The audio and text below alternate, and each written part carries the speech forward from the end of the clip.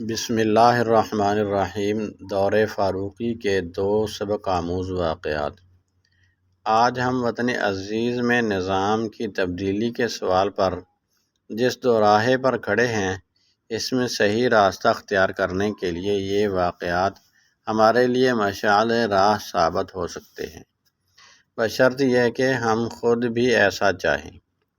دونوں واقعات کے راوی ایک صحابی رسول حضرت احنف بن قیس ہیں۔ ان کا کہنا ہے کہ وہ عراق اور فارس، بلاد فارس کی فتح میں شریک تھے اور ان لوگوں میں شامل تھے جو فتح کی خوشخبری اور مال غنیمت لے کر امیر المومنین حضرت عمر فاروق کی خدمت میں مدینہ منورہ میں پہنچے تھے۔ کہتے ہیں کہ فتح کی خوشی اور مال غنیمت کی فراوانی کے باعث ہم نے مدینہ منورہ میں داخل ہونے سے پہلے پرانے سادہ لباس اتار کر عمدہ اور قیمتی لباس زیب تن کیے اور امیر المومنین کی خدمت میں حاضر ہوئے۔ انہوں نے ہمیں دیکھا تو منہ پھیر لیا اور کوئی گفتگو نہ کی۔ ہم بہت پریشان ہوئے۔ امیر المومنین کے فرزند حضرت عبداللہ بن عمر کے پاس گئے اور ان سے کہا کہ وہ وجہ معلوم کریں کہ ایسا کیوں ہوا۔ انہوں نے بتایا کہ تمہارا فاخرانہ لباس امیر المومنین کی ناراضگی کا باعث بنا ہے۔ ہم واپس اپنے ٹھکانوں پر گئے، نئے لباس اتارے، وہی پرانے اور سادہ لباس پہنے اور حضرت عمر رضی اللہ عنہ کی خدمت میں پھر حاضر ہو گئے۔ اس بار انہوں نے خندہ پیشانی سے ہمارا خیر مقدم کیا، سب کو گلے لگایا اور حالات دریافت کیے۔ ہم نے اپنے معرکوں میں فتح و کامرانی کی خوشخبری دی، مال غنیمت پیش کیا۔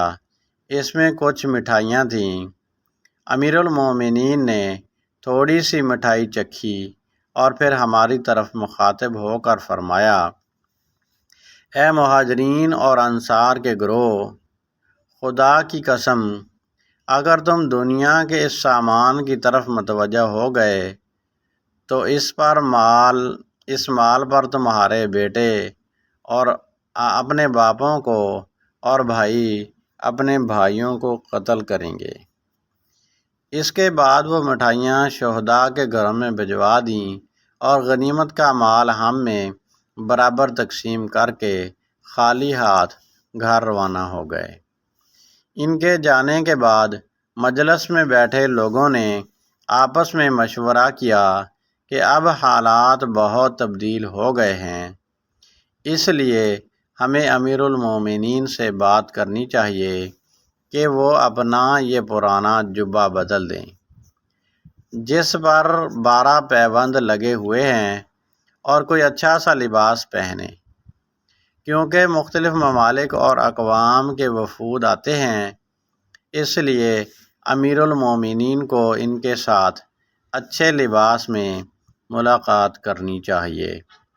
اسی طرح ان سے یہ بھی گزارش کی جائے کہ وہ اپنی خوراک میں تبدیلی کریں اور اچھی خوراک استعمال کیا کریں تاکہ ان کی صحت بہتر ہو اور وہ امت کے معاملات زیادہ اچھے طریقے سے سر انجام دے سکیں۔ مگر سوال یہ تھا کہ ان سے بات کون کرے گا؟ مشورہ ہوا کہ حضرت علی کرم اللہ وجہہ سے عرض کیا جائے، وہی یہ بات ان سے کہہ دیں گے۔ مجلس کے شرکاء میں سے کچھ لوگ حضرت علی کے پاس گئے اور ان سے مدعا بیان کیا تو انہوں نے فرمایا کہ اگر یہ بات امیر المومنین سے ضرور کرنی ہے تو اس کے لیے امہات المومنین بالخصوص حضرت عائشہ اور حضرت حفصہ سے رجوع کیا جائے اور یہ بات زیادہ بہتر طریقے سے کر سکیں گی۔ چنانچہ وفد امت کی ان دونوں ماؤں کی خدمت میں حاضر ہوا۔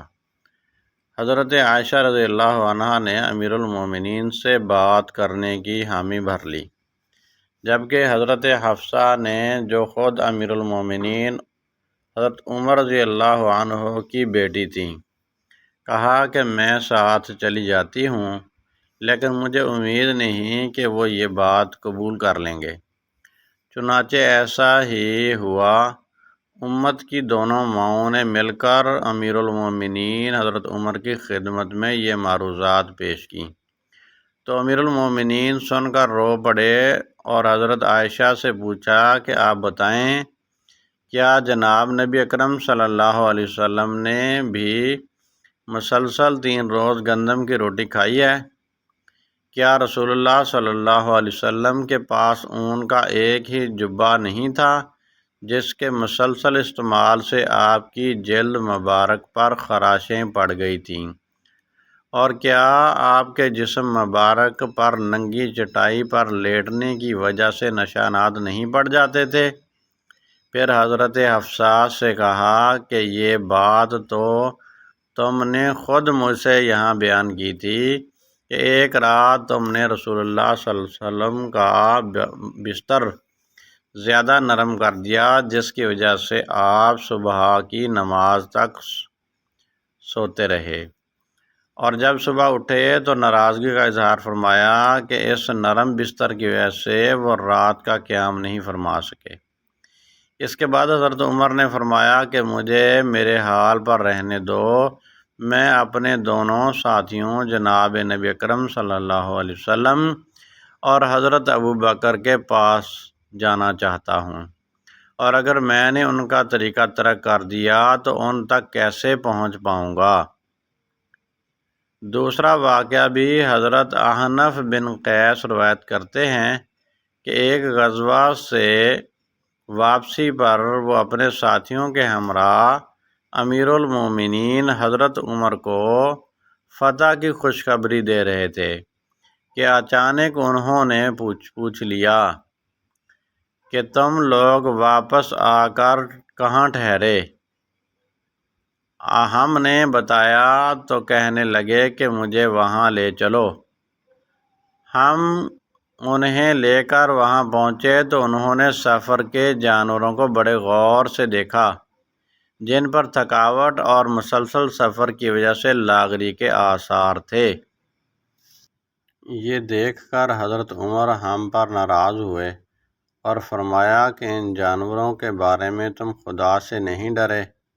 تم نے انہیں مسلسل سفر کی حالت میں رکھا اور ان سے کسی وقت سامان بھی نہیں اتارا کہ وہ آزادی کے ساتھ گھاس وغیرہ چر سکیں۔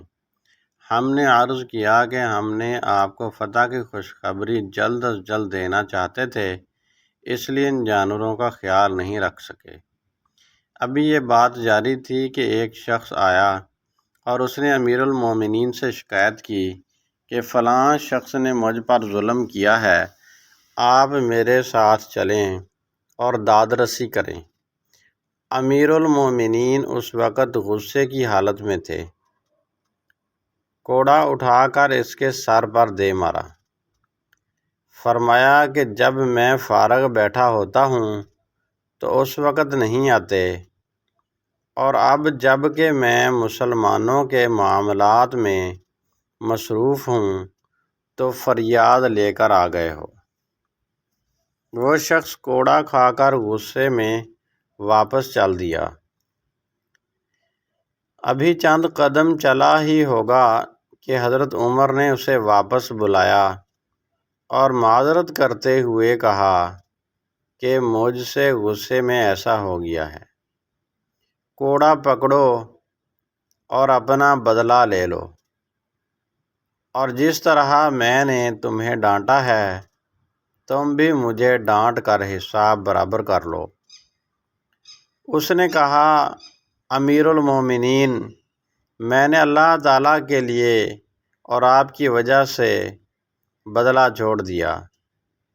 حضرت عمر نے فرمایا کہ اگر میری وجہ سے چھوڑتے ہو تو یہ معافی نہیں ہے۔